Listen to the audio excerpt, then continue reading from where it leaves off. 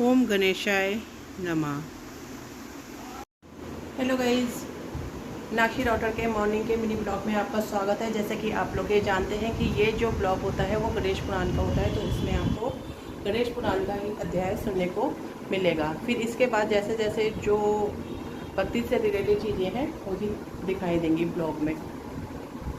तो चलिए, कल की हमारी कथा वहाँ तक पहुँची थी जहाँ पे ओम गणेशाय नमः। कल की कथा हमारी वहाँ तक पहुँची थी जब मुनिश्रेष्ठ राजा सोमकात को उसके कर्मों का, पिछले कर्मों के बारे में बता रहे होते हैं।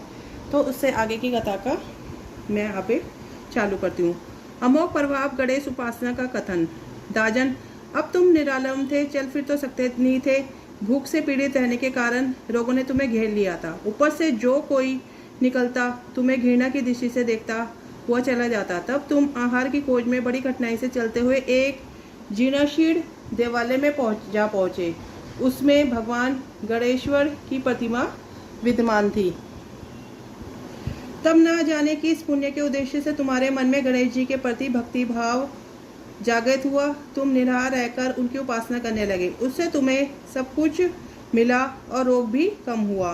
राजन, तुमने अपने साथियों की दृष्टि बचाकर बहुत सा धन एक इंसान पर गाड़ दिया था।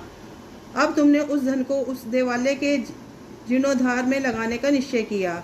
शिल्पी को बुलाकर उस मंदिर को सुंदर और भव्य बनवा दिया। इस कारण कुख्याति सुख्याति में बदलने लगी।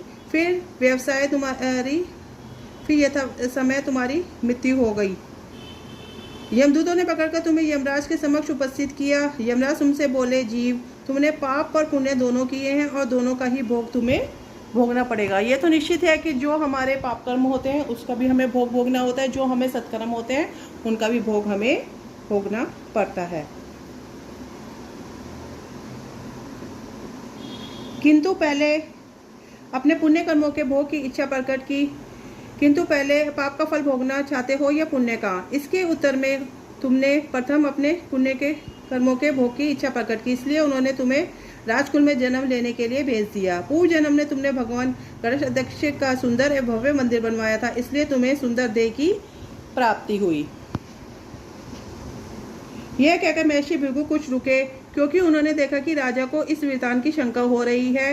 तभी महर्षि के शरीर पर असंख्य विकराल पक्षी उत्पन्न होकर राजा की ओर झपटे। उसकी चोंच बड़ी तीक्ष्ण थी, जिससे वह राजा के शरीर पर नोच नोच कर खाने लगे। उसके कारण उत्पन्न असह्य पीड़ा से व्याकुल हुए राजा ने महर्षि के समक्ष हाथ जोड़कर निवेदन किया, प्रभु, आपका आश्रम तो समस्त दोष देश आदि से परे है और आप यहाँ आपकी शरण में बैठा हूँ, तब यह पक्षी मुझे अकारण ही क्यों पीड़ित कर रहे हैं? मुनिनाथ, इनसे मेरी रक्षा कीजिए। महर्षि ने राजा के अंतर्वचन सुनकर संतावना देते हुए कहा, राजन, तुमने मेरे वचनों में शंका की थी और जो मुझ सत्यवती के तन में शंका करता है उसे खाने के लिए मेरे शरीर से इस प्रकार के पक्षी प्रकट हो जाते हैं, जो कि मेरे हुंकार करने पर भस्म हो जाया करते हैं। यह कहकर महर्षि ने हुंकार लिया, तभी वह समस्त पक्षी भस्म हो गए। राजा श्रद्धावंत होकर उनके समक्ष अश्रुपात करता हुआ बोला, प्रभु,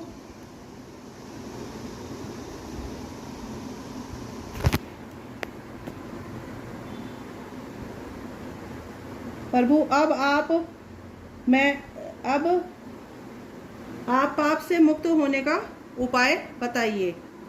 महर्षि ने कुछ विचार करा, राजन, तुम पर भगवान गणेश्वर की कृपा सहज रूप से है और वह ही प्रभु तुम्हारे पापों को भी दूर करने में समर्थ है, इसलिए तुम उनके पापनाशक चरित्रों का श्रवण करो। गणेश पुराण में उनके चरित्रों का भले प्रकार वर्णन हुआ है, अतएव तुम श्रद्धा भक्ति पूर्वक उसी को सुनने में चित्त में लगाओ। राजा ने प्रार्थना की, मामुने, मैंने गणेश पुराण का नाम भी आज तक नहीं सुना, तो उनके सुनने का सौभाग्य कैसे प्राप्त कर सकूंगा? हे नाथ, आपसे अधिक ज्ञानी और प्रकांड विद्वान कौन हो सकता है? आप ही मुझ पर कृपा कीजिए। महर्षि ने राजा की दीनता देखकर उनके शरीर पर अपने कमंडलू का मंत्रपूत जल छिड़का। तभी राजा को एक छींक आई और नासिका में एक अत्यंत छोटा काले वर्ण का पुरुष बाहर निकल आया। देखते ही देखते वह बढ़ गया। उसके भयंकर रूप को देखकर राजा कुछ भयभीत हुआ, किंतु समस्त आश्रमवासी वहां से भाग गए। वह पुरुष महर्षि के समक्ष हाथ जोड़कर खड़ा हो गया। भृगु ने उसकी ओर देखा और कुछ उच्च स्वर में बोले, तुम कौन हो, क्या चाहते हो?